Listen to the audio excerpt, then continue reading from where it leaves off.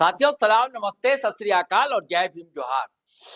साथियों, झारखंड की राजनीति बहुत ही रोचक मकाम तक पहुंच रही है। झारखंड में आपको पता है इंडिया अलायंस की सरकार है, अगुवाई हेमंत सोरेन करते हैं। और इस सरकार में जेएमएम है, बड़ा दल है, कांग्रेस है, आरजेडी है, लेफ्ट है। अब विपक्ष में आपको पता है प्रमुख पार्टी है भारतीय जनता पार्टी, और उसके बाद कह लीजिए जदयू है, उसके बाद कह लीजिए एलजेपी है। सब एक आध विधायक, आजसू है, उसके भी एक विधायक, जेलके में उसके भी एक विधायक। यानी कि प्रमुख भूमिका जो विपक्ष की है वो है भारतीय जनता पार्टी की, और नेता प्रतिपक्ष है बाबूलाल मरांडी। ये वही बाबूलाल मरांडी है जो बहुत दिनों तक, जब इन्होंने जेवीएम का विलय किया था भारतीय जनता पार्टी में, तब अध्यक्ष बनाए गए थे, यानी कि पार्टी की कमान मिली थी। तब से अब तक पार्टी की कमान उन्हीं के पास थी। जबकि अक्सर कहा जाता है कि भारतीय जनता पार्टी में एक व्यक्ति को दो पद नहीं होना चाहिए। हालांकि अब ये बात पुरानी हो गई, किताबों में पढ़ी जानी चाहिए, क्योंकि बाबूलाल मरांडी भी नेता प्रतिपक्ष भी रहे और साथ साथ पार्टी के अध्यक्ष भी रहे।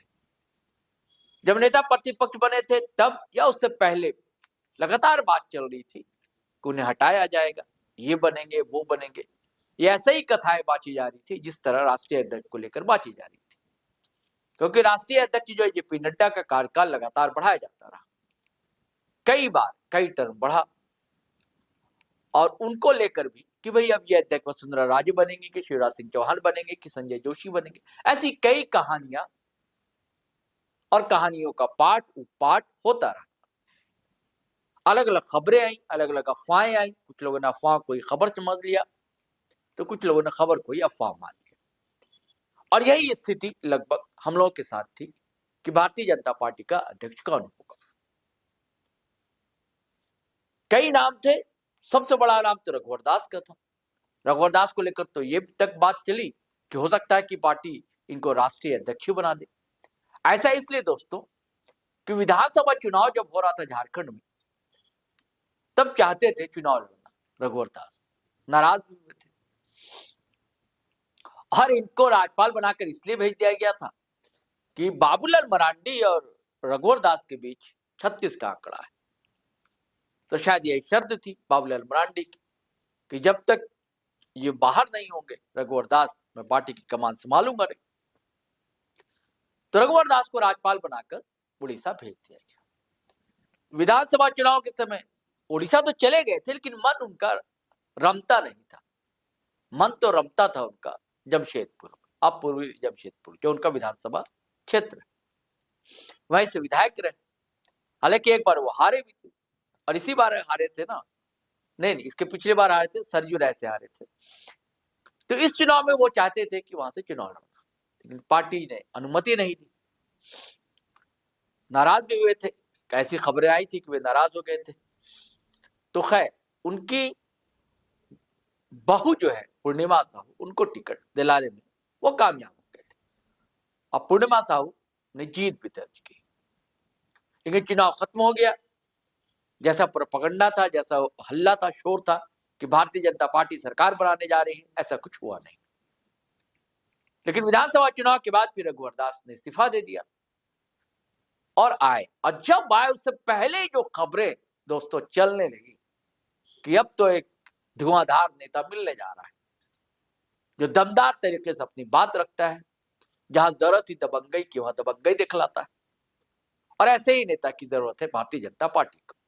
बाबूलाल मरांडी जैसे ढीले ढाले नेता से अब उम्र भी हो रही है, इनसे पार्टी नहीं चलने वाली, ऐसा विरोधियों का कहना था।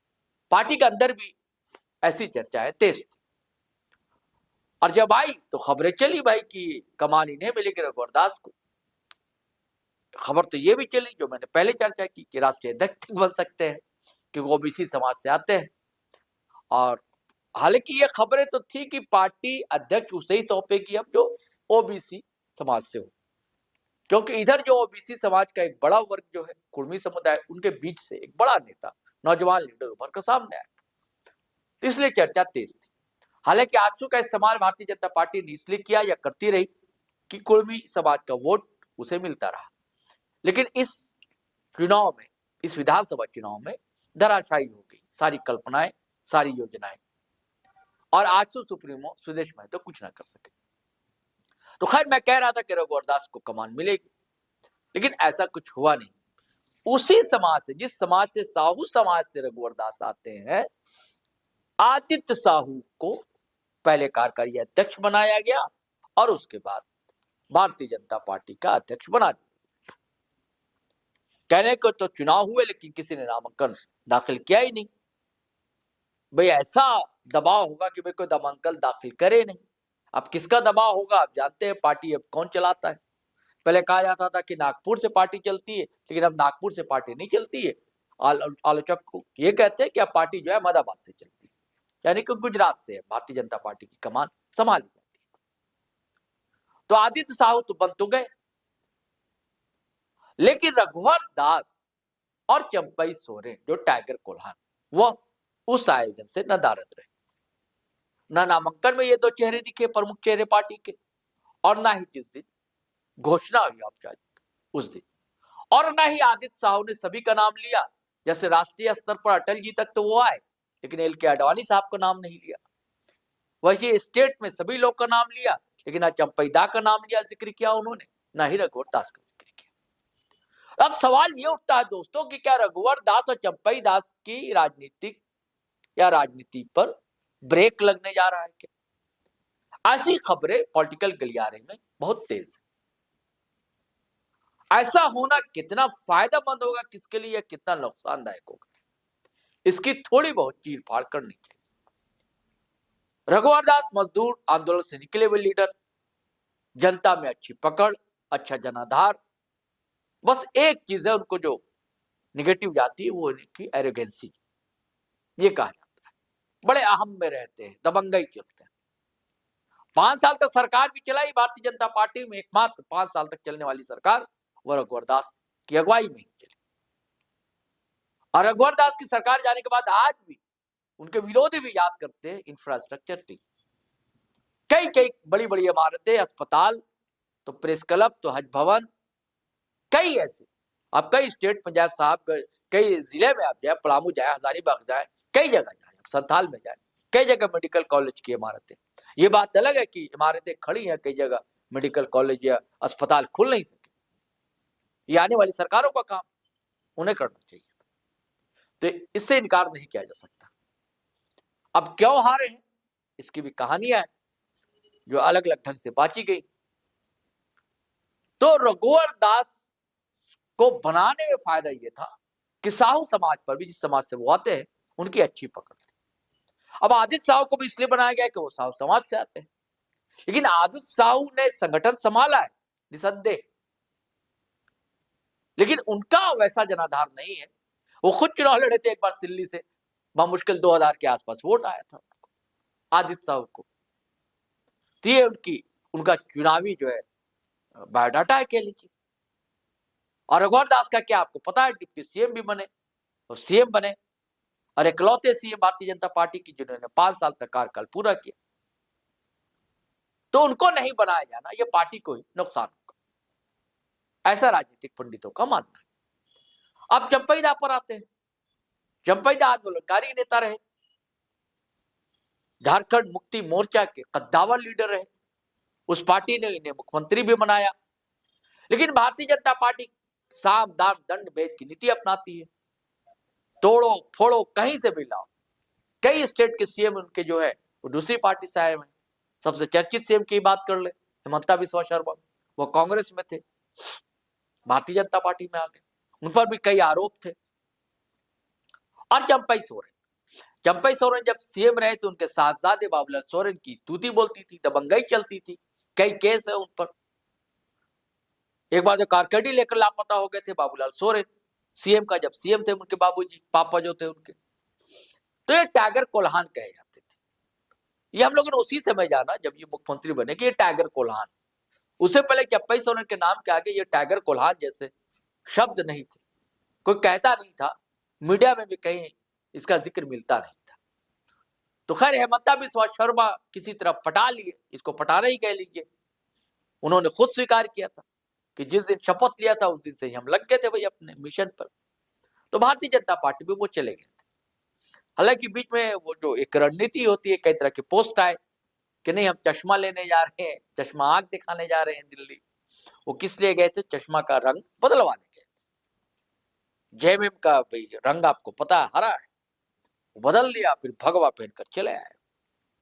अभी अंततः भारतीय जनता पार्टी का दामन थाम दिया। भारतीय जनता पार्टी को ऐसा लगा था कि कोल्हान में जाएंगे तो भैया अच्छा कमाल करेंगे, और जो 28 सीटें हैं रिजर्व आदिवासियों के लिए आरक्षित जो सीटें हैं उन पर कुछ तो डेंट डालेगा, इनका असर पड़ेगा। लेकिन ऐसा कुछ हुआ नहीं। अपनी सीट बमुश्किल बचा पाए, उनके साहबजादे बाबूलाल सोरेन भी घाटशिला से हार गए। और उसके बाद क्या हुआ कि उपचुनाव होता है घाटशिला में। उपचुनाव में भी चारों खाने चित हुए, और इस बार तो जेएमएम के जो कैंडिडेट थे सोमेश सोरेन, वो अपने बाबूजी जो दिवंगत रामदास सोरेन जो शिक्षा मंत्री भी रहे थे, उनसे अधिक रिकॉर्ड मतों से जीत दर्ज की। लेकिन इन दोनों को लग रहा था कि पार्टी की कमान मुझे मिलेगी। चंपई सोरेन को भी लग रहा था, रघुवर दास को भी लग रहा था। जब कार्यकारी अध्यक्ष बनाया गया आदित्य साहू को, तब भी इनके अंदर एक उम्मीद था का दिया